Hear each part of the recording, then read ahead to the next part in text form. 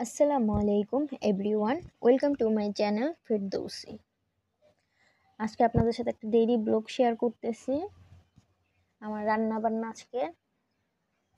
আজকে আমি ভুনা ডাল রান্না করব একদম সাজায়ে। প্রথমে ডালের মধ্যে দিয়ে দিলাম পেঁয়াজ কুচি, রসুন কুচি, টমেটো কুচি, তারপরে আদা রসুন বাটা, তেল, লবণ সব কিছু দিয়ে একসাথে ভালো করে মেখে পানি দিয়ে ডালটা বসায় দিব।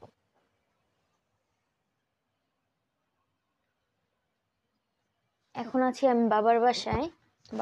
আজকে আমি নিজের হাতে রান্না করছি একসাথে 4 পদ, 4 পদ না 5 পদ যেন রান্না করলাম, ভুলে গেছি। খুব ভালো করে কষলে নিব। তারপর এখানে নিয়ে নিলাম পটলের ছুলকা সহ পটলগুলো এভাবে কেটে সিদ্ধ করে নিব, দিয়ে পটল ভর্তা করব আজকে। তারপর ডিম ভুনা করব। যে ডালটা আমার সিদ্ধ হচ্ছে, ধনেপাতা কেটে নিলাম ডালে দেওয়ার জন্য। এই যে মাম্মাম কি করতেছিলাম? মাম্মাম রান্না করি। কে খাবে? ডিম খাবে কে? ডিম সাপু খাবে? মাম্মাম কি দিও? একটু ভেঙে দাও তো। ই ভেঙে দাও।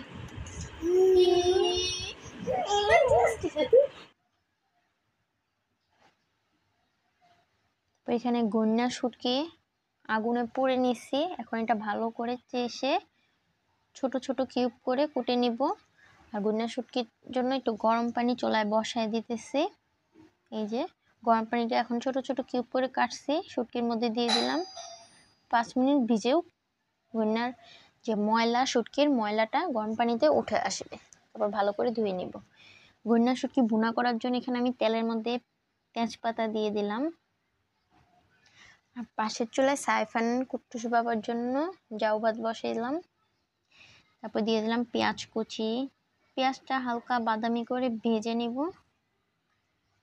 তারপর এক এক করে আদা রসুন বাটা, আচ্ছা আমি রসুন দিতে ভুলে গেছিলাম, পরে মনে হয়েছে আমি রসুন কাটি নাই। পরে যে ডিপ থেকে বের করে রসুন কেটে দিয়ে দিয়েছি।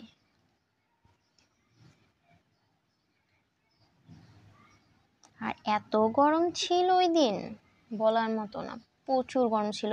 লিটারলি আমার শুধু ঘাম পড়তেছিল। দেখেন ঘেমে আমি পুরো ভিজে গেছি, মনে হচ্ছে গোসল করে ফেলছি, এরকম লাগছে।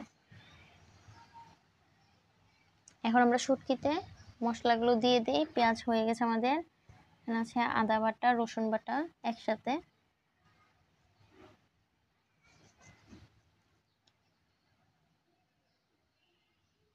গন্যা শুটকি আমার খুব খুব খুব পছন্দ। আপনারা কে কে গন্যা শুটকি পছন্দ করেন অবশ্যই আমাকে জানাবেন। আর প্লিজ আমার সাথেই থাকবেন, পাশেই থাকবেন, সাপোর্ট করবেন। দিয়ে দিলাম হলুদ গুঁড়ো, মরিচের গুঁড়ো, লবণ।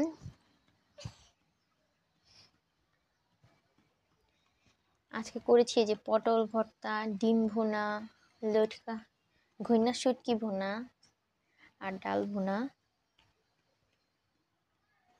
এটা হচ্ছে আমাদের সাইফান বাবার জন্য ভাত, ডাল ভুনা, আর নিয়েছি পটল ভর্তা। সাইফান বাবাকে খাওয়াই দিছি, তারপর আমিও ভাত খেতে বসে গেছি। পটল ভর্তাটা আপনারা এইভাবে করে দেখবেন, প্রচুর প্রচুর মজা লাগে। So yummy. পটল ভর্তাটা আজকে পুরাটি শেয়ার করলাম না আপনাদের সাথে, আপনারা চাইলে আমি অবশ্যই রেসিপি শেয়ার করব। পুরো রেস্টুরেন্টের মতো, রেস্টুরেন্ট কি হোটেলের মতো, হোটেলে যে ভর্তা ভাত খাই না আমরা, ওরকম যে কক্সবাজার হোটেলগুলোতে দেখবেন এরকম হয়েছে। আর এই দেখেন ডাল ভুনাটা, আমাদের বাসায় তো সবসময় এরকম ডাল ভুনা হবে।